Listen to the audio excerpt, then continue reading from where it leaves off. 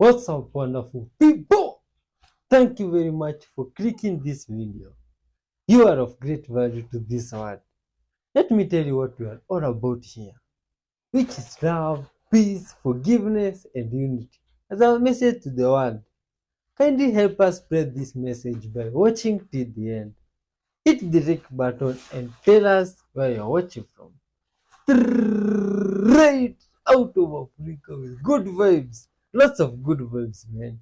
Let's dive in. You remember how I showed you this? Like some of those old temples used to be what's called Vamanas, aka temples that would charge up. That's one of the ways they would charge up. It would move faster, right? Now you see that, right? Some of these old temples used to be flying airships. You'll look at it and like, no, that don't fly. That previous video you just saw was showing you like one of the generators that would be used for one of these flying ships called a Vamana. Now, if you look at some of them, right, they just look like temples, right? But you see how big those towers are, right? Think of those as like the power lines, right? Imagine that's like the power lines for the ship. And at the top, the tower point would conduct ether to power this and move it around. That's why you see shapes like this, because sacred geometry shapes generate energy. That's why you see the same thing on cathedrals. They generate energy. Some of those right there used to turn like a pepper shaker to generate energy. Here's another example. Those look like giant spark plugs, don't they? Some of these, like I said, they gather ether. They have sacred geometry all over it. Look at it. It looked like a sacred geometry shape. You wouldn't think a whole civilization could fit in there, huh? Right? Just like Nibiru. Nibiru is a ship, a civilization ship. Same concept here. So they tell you when they made these, they used a hammer and chisel. Does that look like a hammer and chisel to you? Hell no. They use frequency and sound to carve into rocks. Some of these places, like I said, they would generate energy. That looks like a whole energy gathering. Think of a roulette table. That's what that thing would do. See what I'm saying? They built a hammer and chisel. For real.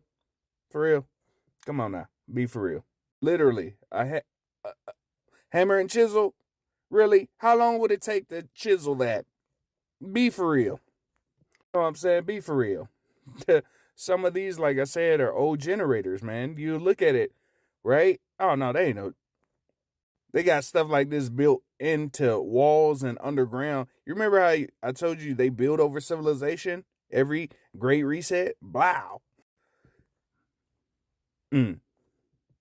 You'll be very surprised to know these civilizations were super advanced. Why do some of them look burnt? It's almost like a laser burnt some of the buildings. That's interesting. It's not like they had watchtowers or anything, where they would have castles and stuff in America, or, like the video I showed you in Atlanta with the tower. That something's telling me that wasn't built with no hammer and chisel. It's crazy. People could build this with just a hammer and chisel. Underground civilizations, they have something like this in Mount Shasta. That's why nobody can go there, and it's privately owned. They had an expedition that went to Mount Shasta. All them people adios from this world. Coincidence? No, they ain't hiding nothing, right? Like old American Tartarian buildings. I'm just saying, like some of your Capitol buildings are old Tartarian buildings in America. All I'm doing is awakening your mind. That's all. Just awakening your mind. That's pretty huge. Looks like a giant door. For who? Just strange coincidences, right? Right? Nah, that ain't. That's a ship. Look up the One World Tartarians by James W. Lee. Go to the Vamanas page. If you like this, follow, like, subscribe, and share, baby. Oh my god! Ha! What do you think about that? Now that we know that this building was founded and the narrative is a complete lie, let's take a look into this architect character, Mr. Napoleon Barassa. And when we take a look at his biography, the character never actually leaves Canada, besides a little vacation to Europe. If he is truly constructing this palace in Massachusetts, this would have been mentioned, considering it's more impressive than anything we have ever constructed today. But the fact that they act like this is pathetic and not even worth mentioning, especially in a time period where presidents were being born in sheds. This should be alarming to anyone. They say his office is in Quebec, Canada, born in Montreal, Canada, visited Europe, founded the Canadian Journal, doing more in Montreal, Canada, in 1880 finding the National Gallery of Canada. Him and his fellow artists are doing more in Quebec, Canada, then dies in Canada. Where is the part that he throws his cowboy hat on, saddles up, heads down to Massachusetts on his horse and wagon, and works for the shipping company Donkeys Incorporated, and knocks out a massive palace? It's not in the narrative, because Napoleon Dynamite didn't do this. It was already found in 1869, exactly like we have shown. The narrative is fully lying to us, and we have fully documented this throughout the first 50 episodes. Now, we have talked about the Samuel Hannaford and Sons in episode 24, I believe, and I thought I would let you all know that they also decided to knock this building out, the Greene County Courthouse in Ohio. And don't forget that they were just incredible. Their chisels just moved a little faster than the rest of ours. Beginning this project in 1901 and completing it in less than 12 months. The winters, of course, weren't an issue. They never were in the 1800s. Honestly, I would love to see someone in 2023 or 2024 try and recreate this project in less than a year. It wouldn't even be close, and we all know this now. So we might ask, in 1901 to 1902, we were able to get these projects done so fast all over the world. It was so easy. What happened? Where did this technology go? Why do we not still do this today? The answer is clear at this point. These stories aren't true. These buildings were not built in 1 year. They were found and repurposed. They used the same architect characters from multiple buildings to attempt to explain them away. We lost this technology within the last 122 years to construct massive structures in a year? No. Our timeline never had this technology, and we are being lied to. Just adding in primary features of 4,500-pound clocks that are inside of a clock tower that reaches 145 feet into the sky. With perfection, of course. Oh, and the 4,500-pound clock inside of the frame that weighs an additional 3,000 pounds, and of course every hour, still ringing today. This alone would have taken us 5 years to get done. Considering it takes us like a year to get a sidewalk done, and our sidewalks fall apart in like 5 years. This building, on the other hand, with a clock tower and all, will be there forever, as long as nobody touches it. In September of 2022, we have an article in the Dayton Daily News, where apparently the building needs our help. We all know that restoration really means destruction at this point. In my opinion, something happened within the last year or so, where a lot of these buildings are being destroyed or restored. And we have a lot of episodes where we have gone to these places and documented that. The Greene County Courthouse will be getting a facelift. Oh, incredible. This fall, as the county seeks to repair and restore and destroy the exterior of the historic building. A $322,000 project to destroy the outside of the old building, which is obviously one of Greene County's most recognizable landmarks. And this next sentence is going to show how old this building really is. The courthouse currently has some limestone that is spalling and in need of repairs. The definition of the word spalling is break off in fragments. Now, how long does it take for stone to break down? You could say that stones decompose over many thousands and even millions of years. Do we all believe that this limestone is spalling in just 100 years? Or is this building much older than we are told? I'd like you to comment below with your opinion. But you all know which way I'm leaning. Incredible stuff. Oh, and of course, they've wanted to do this for a very long time. I mean, how much clearer could this get? This building was not built in less than a year in 1901 to 1902. They've wanted to fix the spalling stone for a long time. And I have to be honest, I don't even know if they realize what they're saying at this point, but they're actually admitting that it's way older than 1901, whether they realize it or not. And of course, additional destructions will be made to the courthouse that they just aren't gonna let us know about. Now, this was all back in 2022. So I'm guessing it'll all be done by now. Considering it supposedly only took them less than a year to complete the entire building in 1901 to 1902. And we're evolving and advancing, right? Now, while researching this, I thought Greene County only had one courthouse, which they do, but all of a sudden, I was sitting there with two Greene County courthouses, but they're both in a county called Greene. What is with the AI repeating itself over and over? Duplicates all the time. Is this how all the names were created? For all the towns, all the cities, all the characters that they give us? Is this even how our last names were generated? It's all so strange. So we have the Greene County Courthouse that we just talked about over in Ohio, but we have another Greene County in Illinois with another courthouse that was supposedly constructed in less than a year. So both built in less than a year. And this one is even older than the last one that we just talked about. Built in a year from 1891 to 1892. And we all know that this is logistically impossible at this point. We have gone over this for anyone that is new here, or for anyone that wants to revisit this. I think episode 41 is awesome at going over this. There are so many key factors that come into play when designing, preparing, constructing, and executing a building to perfection. You have to have everything go perfect. And even then, knocking it out in a year, over 130 years ago, is insane. It's almost turning into a test to see who gets the joke at this point. Both named the same thing, and both built in less than a year. In an interview from 2014, the Greene County clerk and recorder says in an article titled "Greene County Courthouse Stands the Test of Time." Exactly what we've been saying here on this channel. And of course, exactly how our construction that we only take 10 months on lasts forever. It stands the test of time. Oh, it doesn't? No, it doesn't. So she says, we have done some rewiring and other things like that, but that's about the only thing wrong with the place. Knocking it out in a year. Good forever.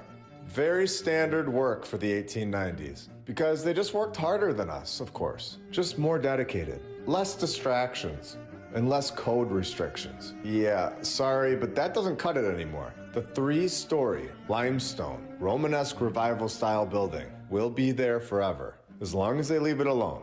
So in the article, they start saying that there were multiple courthouses here before this one. Because why not? And we all know at this point that this is the first courthouse. It's the only one that's ever been here. But I wanted to see what they had to say about all of these other courthouses. So the county was created in 1821. What do you know? They knocked a courthouse out in 1821 to 1822. Now, we have talked a lot about reoccurring names, and this is not the first time we've seen this. I brought it up before, and I'm gonna bring it up again. Episode 43, for anyone new here, is the best example of this. The AI is generating these names and these stories, in my opinion. And here, we have another example of this. The courthouse was a long frame structure and was built by William Finley and another Finley, Thomas. So those names would be fine if we didn't have hundreds of examples of this. We would just say that they are brothers. The problem is that we know what is going on here. It isn't brothers. And I will prove this because in the exact same paragraph, we have Thomas Finley and Thomas Ratton. Multiple Thomases and multiple Finleys. The odds are 0%. There is no chance that this is remotely possible, especially with all of the hours and hours of documented evidence that we have provided. This has happened so many times. This is becoming clearer and clearer by the week. It's in every single city, every single town, all over the world. It's the exact same thing. In the comments section, you guys are all saying the exact same thing in your towns, where you find a fire story, and you find the same thing with reoccurring themes and names. It's the same thing all over the world. These are AI-generated names, in my opinion, where they throw a bunch of names into this system and it twists them a little bit, making each story basically the same thing, but just dedicated to that one specific spot. It's undeniable at this point. And then you have the classic half windows at the current ground level, where there is clearly more to this building under the... Oh my god. Huh. Has that The happened to fallen you? angel statue discovered in Russia. What? This is the creepiest thing I've seen in a good minute. There's these dudes, Russian dudes, in Serbia, was it? Siberia. They work in a gravel quarry or something, and they're just digging, and they found this ginormous statue of this crazy, evil-looking angel with its like hood down, but like its eyes, and it's these giant wingspan things, and it's like holding a shield, and it was kneeling. And these dudes standing up beside this statue, their heads didn't even go past the statue's head, and it was kneeling down. Ew! And it looks, the detail on it is like exquisite. Like it looks like a angel or man thing. Oh, wow. That was like frozen in time, like it like fell in a concrete bath or something. And so what does that mean? About 8 months ago, I started a series on here about how the rest of the world views the US. At this point, there's well over 100 videos. And the things that I've learned, I could have never predicted. These are things I never learned even in an AP history class. Because in schools here in the US, we don't really learn how the rest of the world thinks of us. What's important for us to learn is that we're the best. We're taught that we're the only country that actually matters. And that's why we are raised to pledge allegiance to a flag and not ask too many questions. Growing up, I never once questioned that I lived in the greatest country in the world. It took me the better part of my adult life to figure this out, and I'm on a mission to help other people figure that out too, other Americans who were raised the same way I was. And for those of you who have not left your country or not even left your state, it's time to travel, or it's time to get to know people who live in other countries and have some things to teach us. Oh my god! Much love to humans, man! Look, with the heat off, I'm going to add half a cup of vinegar. My milk has already boiled. I'm going to mix it very well. Look, and the vinegar has already started to spoil my milk. I'll leave it for another 5 minutes. Remember, I've already turned the heat off. I'll let it stick now, and then I'll come back to continue. Look, people, it's already thickened very well, so I'll bring it back into a bowl with a sieve. Let's go. Let all this syrup drain slowly.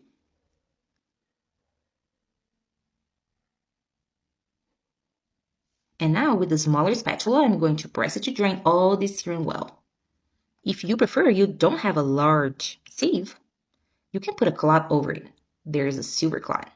Whatever you prefer. The important thing is that all the syrup drains out, and that's how I'm going to do it. Until all the syrup is drained, and I'll be right back. Okay, now I'll bring it and put it in my blender. Look, I've put everything, and now we're going to continue with half a teaspoon of salt. I'm also going to add 1/2 teaspoon of butter, which you can also use margarine, no problem. And I'm going to add a little bit of milk, just so it's not so heavy. Now I'm going to beat everything very well. If it's still heavy, add more milk, okay? Look, people, I've beaten very well. Now I'm going to pour it into this bowl, and look how creamy it is. What a perfect curd cheese, huh? I'm going to put it all in, and look at that. Now I'm going to put it in the fridge just to get it to a good consistency. A matter of 30 minutes later, I'll be back to show you the perfect result. Look, people, my curd cheese is ready. It's got the consistency I wanted, and look at it. Perfect. Put it on my toast, take a little more. Look, that's perfect, right? I'm going to get another one. Guys, it was perfect, wonderful. Make it at home and you'll love this homemade curd cheese. Enjoy! Did you know your phone can help you fix your car? I'm not kidding. It's true. Wait till you see this one. It just might blow you away.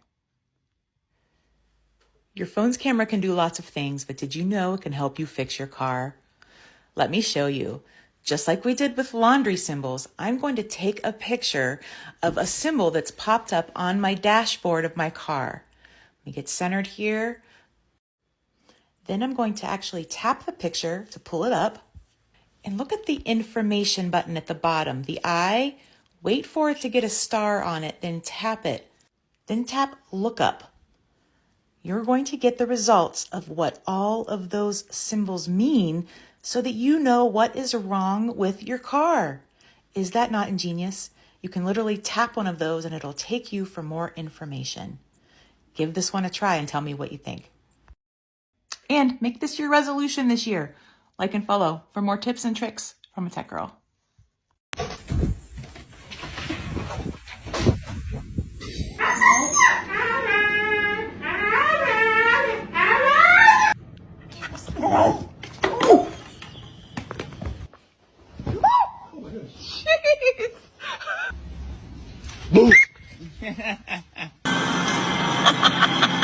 Thanks for holding the train.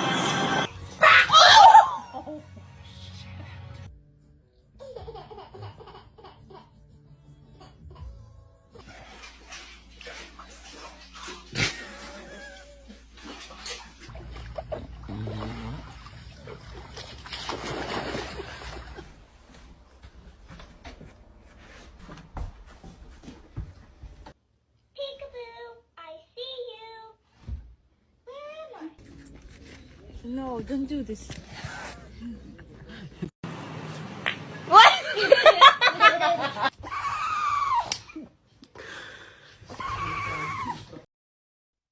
Huh. I wish I knew this sooner. That's it. These some hack with what are these? These are some spaghetti or something like that. And this is the right way to store them. Is this storing them or what's this person doing? Let's see. Okay.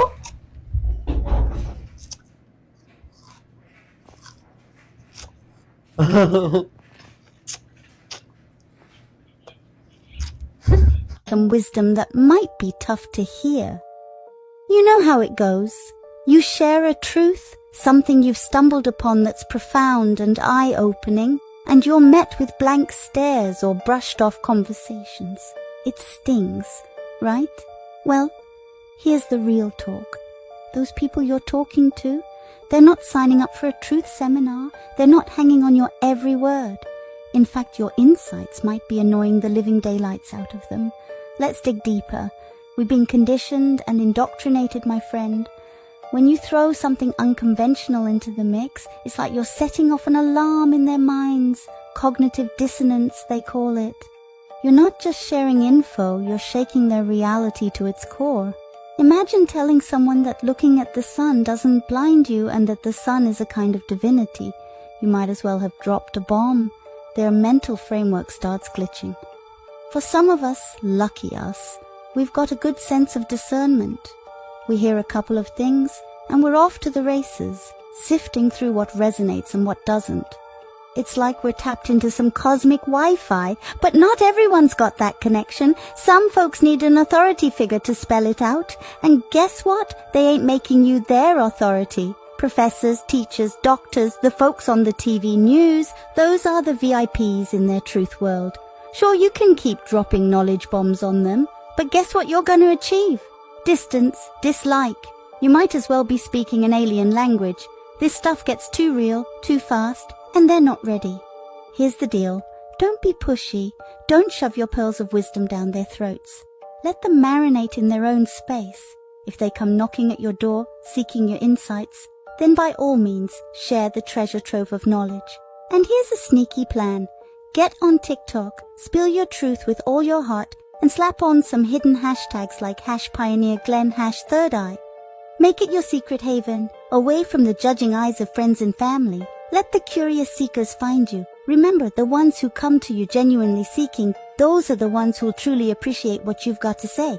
It's like a cosmic magnet pulling the right vibes your way. So, my fellow traveler, tread lightly, speak when the universe aligns, and let your truth shine through the digital cosmos. Sit!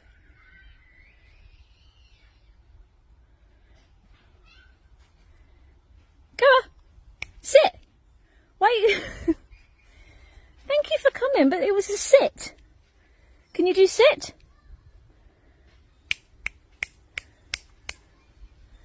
Good girl. Wait up. Okay, I understand why now. I've just got it.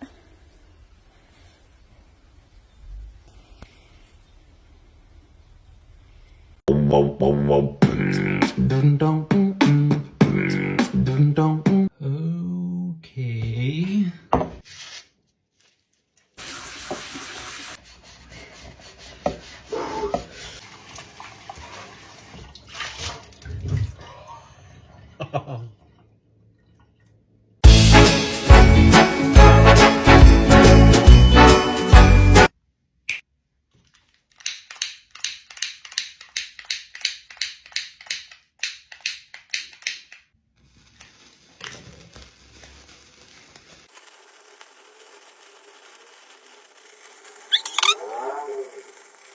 Mm-mm.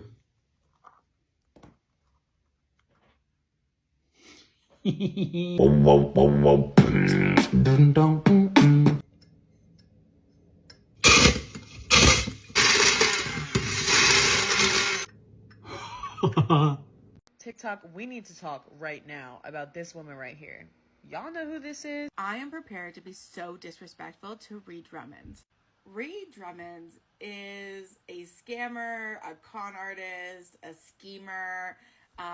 She's really out here putting on the good face of, I'm just a good country girl. Let me tell you about the Dronums. Not only are the Dronums in the top 100 of the largest landowners in the country, they are number 23. 23. They own 433,000 acres of land. 433,000 acres of land. And where is that land, I hear you asking? Oklahoma. Interesting, right? Interesting. And where in Oklahoma? I'm so glad you asked. Have you heard of the book / movie Killers of the Flower Moon, where they talk about the real life ethnic cleansing, basically, of the Osage people and the stealing of their land? If you're thinking, was that the Durham family? I can tell you, I don't know if it was, but they own it. They own it now. The majority of their land is actually Osage land. Yeah.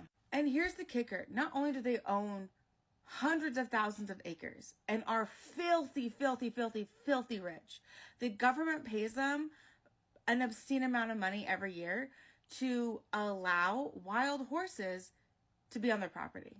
They are paid by the U.S. government about, give or take, $2.3 million a year to allow wild horses on native land that is stolen, that they own.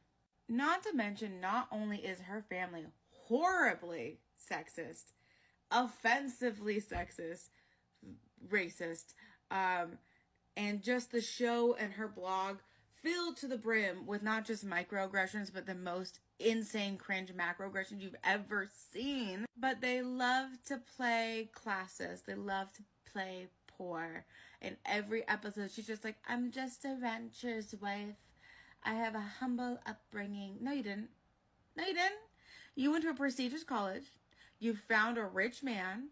You moved your ass to the farm, which you did not like, because in all of the deleted blog posts that you had, you always put how much you hated being in the country. So shut up, country girl. I would argue that the only reason why she has a platform is because Paula Deen was caught saying the N-word, and the Food Network channel needed some sort of country voice. And at that time, Ree had a very, very successful blog, about 1 million views per post, and they saw an industry there. Now, while she's never been caught saying something that outward and that forward, she does nothing but microaggressions towards other cultures, and it's crazy. The ones that come to mind is when she made Mexican lemonade. if you're wondering, hey, why was it Mexican lemonade? I don't know, because the only ingredients were lemons and sugar. It wasn't even like jalapeno lemonade. It was literally just regular lemonade that she served during a Tex-Mex picnic. And then called Mexican lemonade. So that's fucked up. And then the other time is when she served Asian-inspired chicken wings for a football game. And all of the men were like, these aren't real wings. And like lost their shit about it. And then she was like, haha, just kidding. And then pulled out buffalo wings. And ended the segment with like, I would never do that to you. Okay. But yeah, I have random and very strong beef with her. And if I met her in person, it'd be on site because she's annoying. And I would lay into her with all of the things that she does that is racist and classist and sexist, because someone needs to tell her, and she needs to know. It's not sliding. But also, like, her whole kitchenware line is trash. Don't buy it. It's trash. It's always on sale because it's bad. The glassware chips, it's not like safe because it's, it chips all over your food. The nonstick is trash. It doesn't last. It's also very tacky looking, and it's not cute. So don't buy it. Don't buy it. But if you have time, go do a deep dive on her. It's crazy. John Ram, 30 years, 30 years ago. Let's hear what this guy is up to say. I don't know who he is, but he's saying something. What's he saying about? Oh my god, it's like he's speaking about some of these metals that can float in the air. What? This is creepy, man. Is this now what to call the UFOs? Oh my god, huh? Who is this guy? What are these things now? Oh my god. These metals really look creepy. And what's up with them? It's like they can oppose gravity or something like that. Ah, yeah. This is definitely, alright. You can't get to understand how this works. Is this the metal with some extreme or other properties that we don't know about? What is that? Huh? Oh my god. Ah, this is really creepy. Oh, what's this guy now talking about? See? Huh. Oh, still the same metal. Look at it floating on the ground, and oh my god, this is creepy. Or is this the machine that is used to levitate this stuff? Oh, that's the microscope that's used to. Oh, this is creepy. You see, some of these tools that English people have, I've never seen them. I've even never seen people using them. And they dazzle my mind. I look at them, I don't know what they are used for. Now, like that one, I thought is some gun or some magic. Now I see it's a telescope and I'm surprised. Oh, it's not that this guy is using to look at the moon. This is really incredible. Do you really think that this is how the moon looks like? Spherical, look at all those stuff there, those craters. Ha! This is really, this is really interesting and mind buzzing. Because from the previous episode we have seen, and some guys seem to think that the moon is some flat object there that is, please, what do you think about all this stuff? What is crazy? Ah, yeah. Oh, thanks for watching up to this far, man. Much love to yourself, good people. You are loved and respected. Send love and be good to all those around you and animals and caring. You see, keep it you for another 5 episodes that will be coming your way. Goodbye.